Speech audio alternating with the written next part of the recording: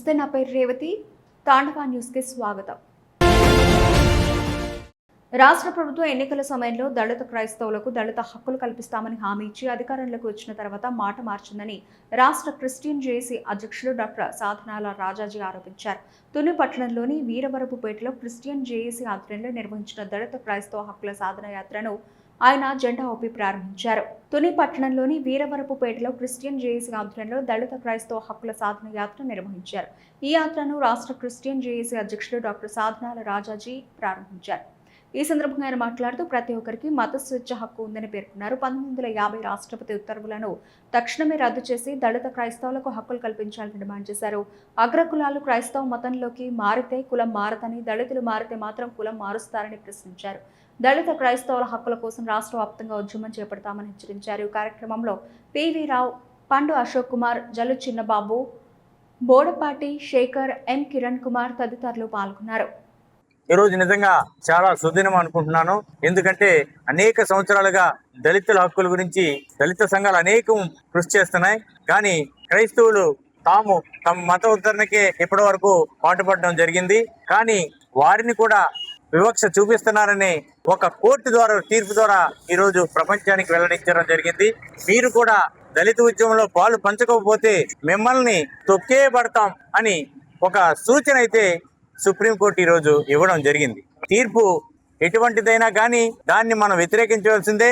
అంబేద్కర్ వాదులుగా, అంబేద్కర్ అనుమాయులుగా ప్రతి ఒక్కరూ కూడా ఎవరికి అన్యాయం జరిగినా మనం ఖండించవలసిందే. అందులో మన దళిత సోదరులకు జరిగే అన్యాయాన్ని ప్రతి ఒక్కరూ కూడా ముక్త కంఠంతో బయటకు వచ్చి ఖండించవలసిన అవసరం ఉంది. 1950 ప్రెసిడెన్షియల్ ఆర్డర్ను మనం రద్దు చేయాలంటే చాలా పోరాటం చేయవలసి ఉంది. దానికి ఈ రోజు ఇక్కడ ఒక్కడుగుతో నాంది పలికింది.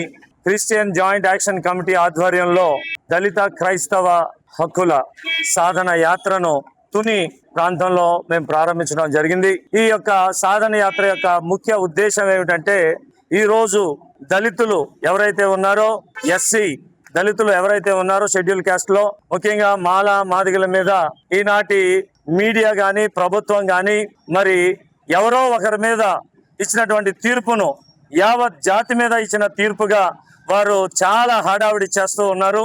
దానితో క్రైస్తవులకు మత స్వేచ్ఛ లేనట్టుగా, అలాగే దళిత క్రైస్తవులు వారికి ఉన్నటువంటి హోదా, ఎస్సీ హోదాను కోల్పోతారని, యేసు ప్రభువును నమ్ముకోవడం ద్వారా వారు కులాన్ని పోగొట్టుకుంటారని చెప్పి చాలా మంది వారి యొక్క మరి కుతంత్రములను బయట చెప్తూ ఉన్నారు. అయితే ఈ యాత్ర యొక్క ముఖ్య ఉద్దేశం ఏమిటంటే, కులం వేరు మతం వేరు, కులం వేరు మతం వేరు. నీ మతాన్ని నువ్వు మార్చుకునే హక్కు నీకుంది, కానీ ఎందుకంటే మతం అనేది ఒకని అభిప్రాయం, అదే కులం అనేది సమాజం వారికి ఇచ్చినటువంటి సోషల్ స్టేటస్ గా మనం చూస్తూ ఉన్నాం. క్రిస్టియన్ జేఏసీ ఆధ్వర్యంలో దళిత హక్కుల సాధన యాత్ర అనేది డాక్టర్ సాధనాల రాజేజీ గారి యొక్క రాష్ట్ర అధ్యక్షులైనటువంటి సాధనాల రాజేజీ గారి యొక్క ఆధ్వర్యంలో, అదేవిధంగా మాలమోహనాడు పండు అశోక్ కుమార్ గారి యొక్క సహాయ సహకారాలతో మిగిలినటువంటి పాస్టర్లు, అదేవిధంగా దళిత సంఘాలకు సంబంధించినటువంటి నాయకుల యొక్క ఆధ్వర్యంలో ఈ జిల్లాలో దళిత హక్కుల కొరకు, అదేవిధంగా దళిత క్రైస్తవ హక్కుల కొరకు ఇంత మంచి కార్యక్రమాన్ని, అవగాహన కార్యక్రమాన్ని ప్రారంభించినటువంటి వారికి జైభీం తెలియజేస్తున్నాం.